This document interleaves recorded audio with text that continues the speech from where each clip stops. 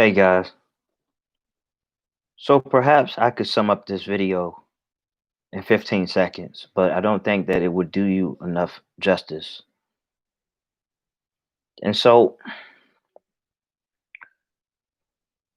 one of the beautiful things about life, if you just let certain things flow, is that certain conclusions just kind of come to you.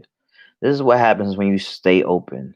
This is what happens when you don't cement certain ideologies, knowing that there are thousands, maybe millions of ideologies that you can live by, that, conclusions um, that you can come to. And I realized, especially through this year, with all that I've been through mentally, I found that there is no greater fear than the fear of myself, than to fear what I'm capable of as far as the harm that I can bring to others as well as myself. Which, when you think about it, it's a easy thing to do. It's uh it's very easy to bring pain to someone. It's very easy to bring pain to yourself, and it's easier to run away from it than it is to face it. Now, I have to admit, I had a little bit of help in having to face the fear that kind of mirrors who I am. In fact, to face the fear that I have become, and I had help in one of the most uncomfortable ways. And so, if you've been paying attention to any of my videos, you know that I've had trouble with depersonalization, and it really did bring me to a certain crossroad. And it was basically either you commit suicide or you do everything that you can, no matter how you feel, to overcome this.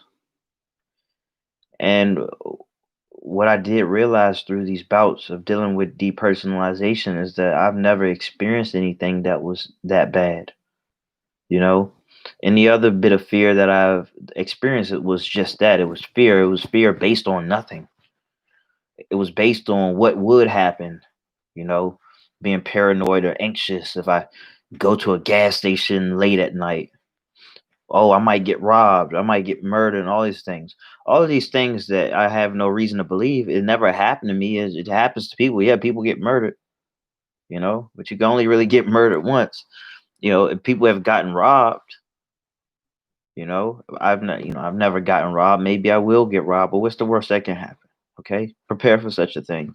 Whether if you arm yourself with weaponry, or just don't carry too much of anything worthwhile. Okay, at certain times of the night, whatever it may be.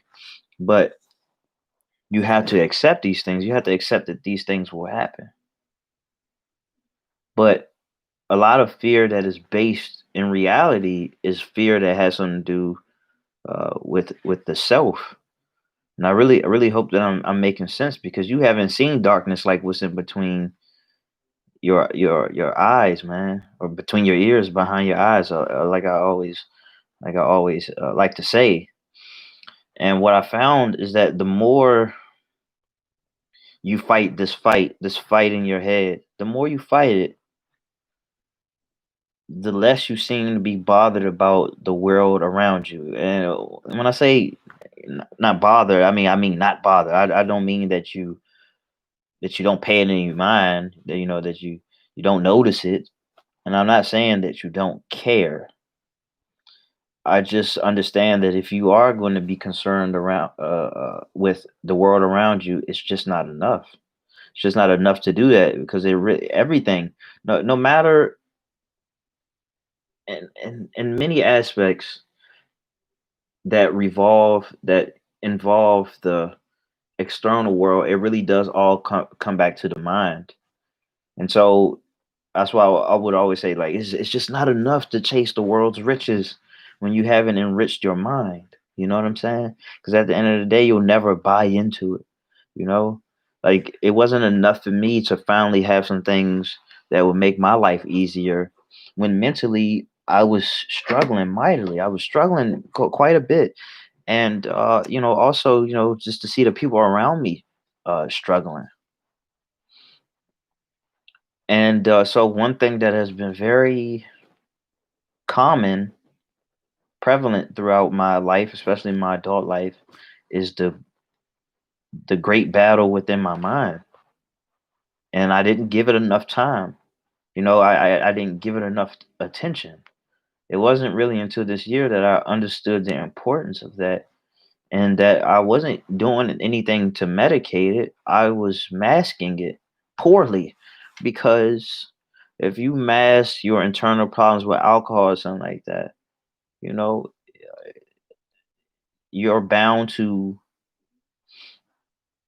have to face the consequences of not facing your consequences, or not facing whatever situation you were placed in.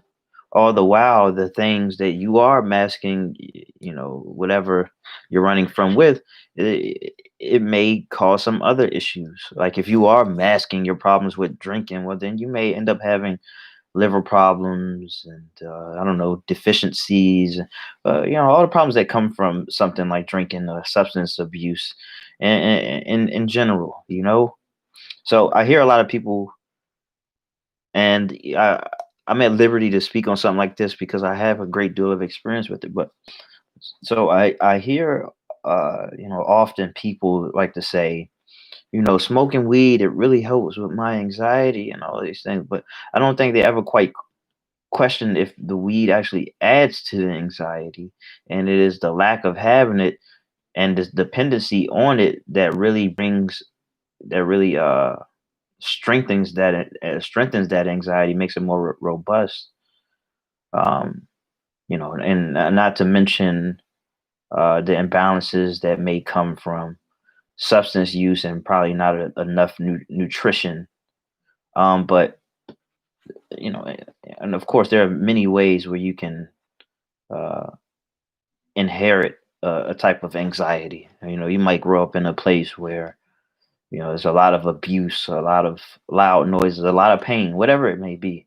So I'm not just trying to pinpoint one thing, but it just kind of goes to show that at some point you're really gonna have to figure out, you know, ways to not only mask the problem and not only treat the problem, but eradicate it. Some things can be eradicated. And one thing that I had found in my research is that as you start to reach a certain age demographic, the the rate of anxiety, it goes down. When you start getting into your 60s and it's there seems to be less anxiety. Now, I don't know what it would be like for us when we get into our 60s. I don't know. Maybe the rates will be high, but that's what I see now. Perhaps if it was a snapshot of today's, you know, in this day and age, perhaps it's just the fact that maybe older people don't engage in social media like we do. All right. And of course, that social media is also something that we use to mask our problems. We hide and we get consumed by it. It's our safety blanket. All right. You no longer look weird by doing this. Everybody knows what you're doing when you're doing this. You're scrolling on Facebook and Twitter and all these things. And you use it to mask, and not always, but you know what I'm saying. In a social setting, you'll use it to kind of mask how shy you are, and to avoid communicating. As weird as that sounds, and as weird as that is, because I mean, you got social media at your fingertips, and you are quite antisocial with the people around you. So that's very ironic. And when it comes to certain books that I read and certain people who I've been studying, so and then I've been talking about Thick Face Black Heart. I've been studying that, and well, I guess you could, yeah, I could say studying. I mean, I've been reading it, And when I say study, I reflect on it often, and I find myself placed in uh, many situations where I have to apply this the knowledge that I've learned. And then I look at people who are fearless, who are seemingly fearless, who are not, who can be themselves no matter who's around. Uh, like for example, I remember Donald Trump in 2016. He was in a room full of people who hated him, who at the time didn't necessarily know how much of a threat he was, and very powerful people. Even Hillary Clinton was in there. He was making jokes. Everybody was laughing. Hillary Clinton was laughing. By the time he got halfway in the middle of this speech at this dinner, very quickly did they understand that he was not playing with them. And when the conversation was done, he walked right past the person he was clowning, didn't even look at her, man. And I just think, to have those type of balls, like you don't even need to be in a situation like that where where you're in a room full of people who hate you. But I just be saying it to myself, man, if one man can sit in a room, stand in a room and just talk and say whatever he wants in a room full of people who hate him, what's stopping me from just being me, around whomever, all right? It'll never be that serious, I don't think, when I'm surrounded by a bunch of people who hate me. It'll never be that serious. And what difference does it make what they have to think about me? Well, I mean, what they think about me, Are they going to say it? And if they do say it, what difference does it make? They don't even know me. All right? They don't know me. And I don't give people the satisfaction of even thinking they know me, you know? Because then, I mean, look, I'll allow you to look as silly as possible if you're going to try to play the game of thinking you know me. Okay? Because I may show you something and be working on something on the back end. That's what I call deception and not deceit. I'm not deceitful. I'm not no liar. I'm not a liar. It's just that everybody doesn't deserve everything about me. Doesn't deserve to know everything about me. You know what I'm saying? People don't know how to. I've learned this about precious things. People just don't know how to appreciate them. They don't know how to appreciate that, and especially when people just willingly give. You willingly give the preciousness of. You give them what you think they deserve. All right, everybody don't deserve the same fucking thing. All right. So I guess I'm a kind person, but I'm not foolish enough to think that everybody deserves from me what I give to my mom or my child. Everybody doesn't deserve that. Everybody doesn't deserve every piece of you. Okay, and you got to be okay with that. And because I found that people will, you put your information in the wrong hands and they'll use it against you. But before all of that happens, you have to equip yourself with things that can quite instantly disarm others. Certain philosophies that won't allow you to get caught in traps that will embarrass you. But also, you gotta be okay with being embarrassed. One thing that I learned about being embarrassed and things like that, if you just sit in it, whatever it may be, maybe you fall in front of people, just the best way you can. If you maybe even slowly pick yourself up, maybe even joke while you're on the ground, maybe wait till somebody helps you up, whatever it is, you got to sit in it. I don't know, maybe I got more comfortable doing that from playing basketball. I seem to fall a lot and people pick me up, but it's okay because people may laugh that you fall, but notice how you always get up. You know what I'm saying? They had nothing to say about you getting up. It's all about the fall. Ah, he fell. Okay, but you got up. All right, and such is the thing in other aspects of life. All right, people may mock your downfall. They may say all these things. Oh, yeah, nobody's reading your books or nobody's clicking on your links, whatever it is. You tried, they didn't. Maybe you failed, but guess what? If you never try, you never will fail. And well, and because I'm a big fan of the law of probability. You can keep trying until you win, and those who never try will never win. And the reason why I got a little caught up because I was just saying like those who Don't try will never fail, but I think that's actually a lie. If you don't try, you automatically fail. All right? That counts as a fail, all right? If you show up to a race and everybody's taking off and you just sit there, you sit there at the starting line, you still lose. All right? You say, "Well, I wasn't the last person to cross the finish line."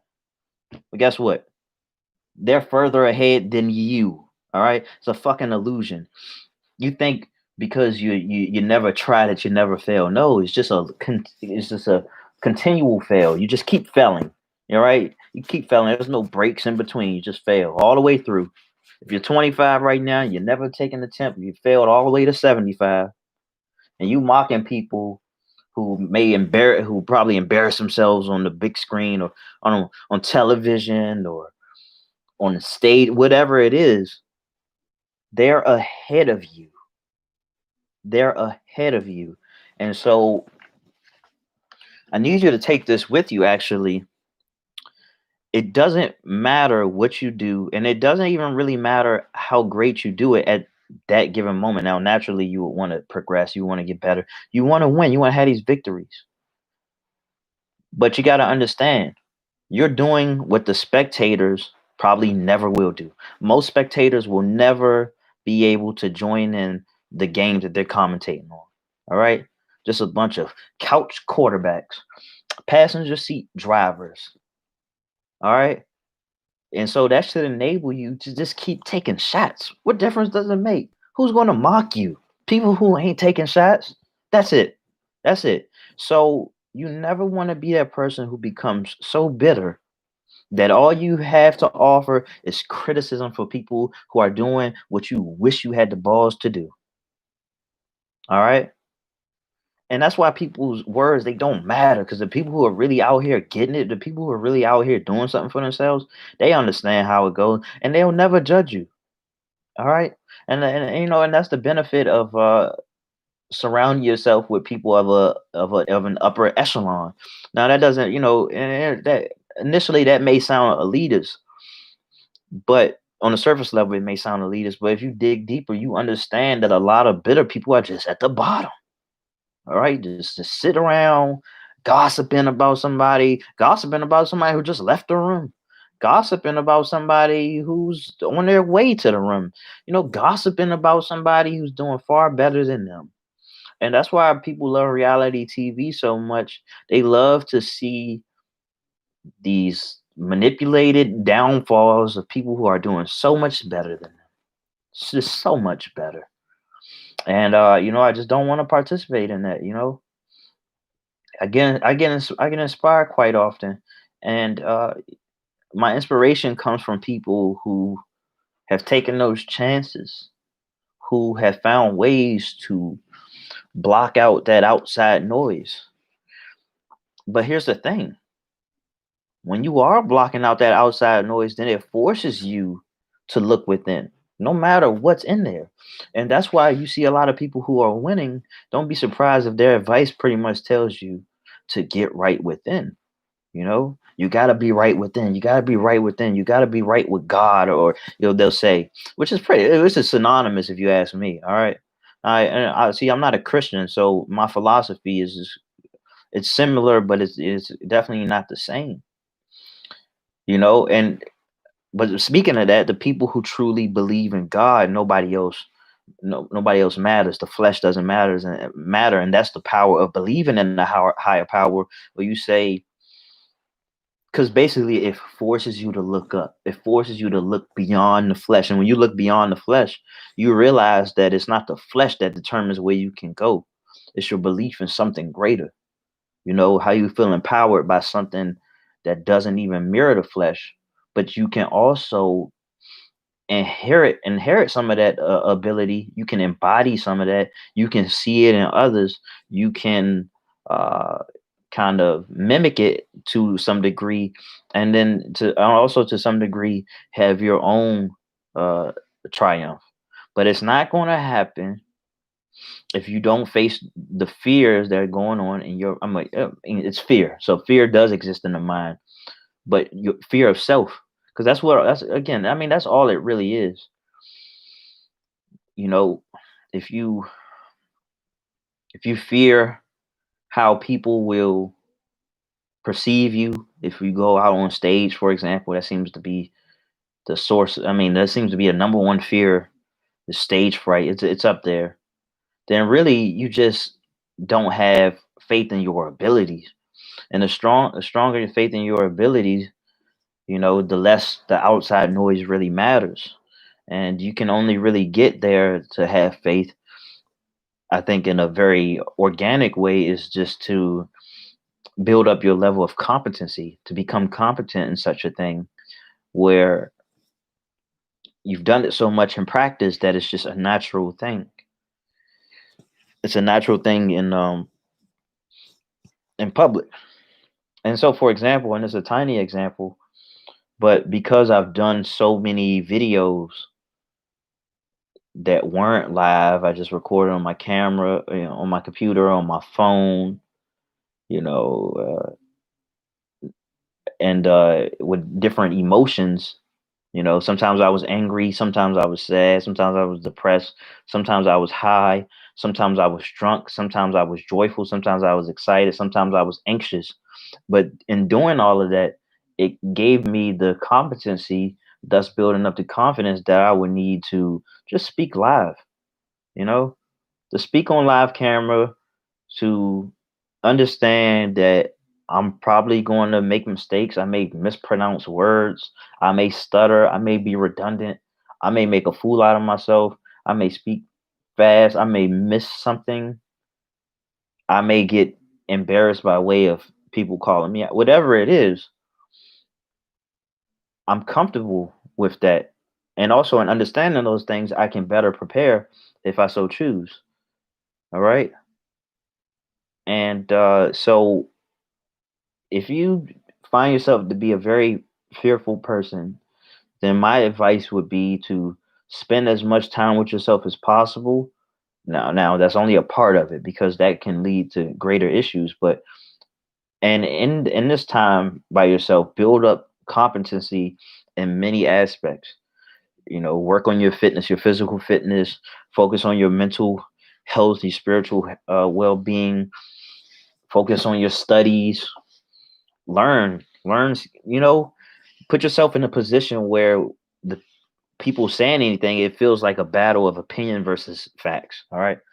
Anything other than that will maybe be a perhaps a healthy debate. I don't know, but build up your level of competency, not just so you can say I'm smarter than you, not so you can say, um, I'm right, you're wrong. In fact, it's so that you can find peace within yourself, so you don't feel the need to tell a person, "Hey, you're wrong and I'm right." So you don't even have to get into those conversations, or you don't have to feel threatened by somebody putting out false information. All right. You got to find that peace within yourself. And that's the greatest battle ever. All right. Nobody will ever really allow you to understand that, man. Like, in the music and in the movies and television, they always try to make the battle of me versus them, and they never talk about how great the battle is between you and you.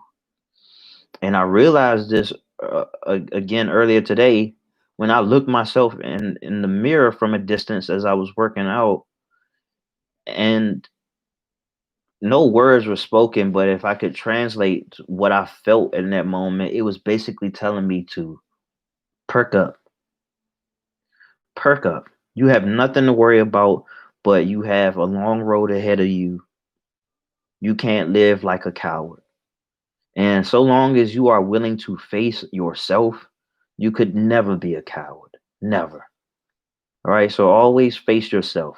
Always challenge yourself. Never make yourself small for the sake of others, but always be fluid. All right. Stay open. All right. So take care, everybody.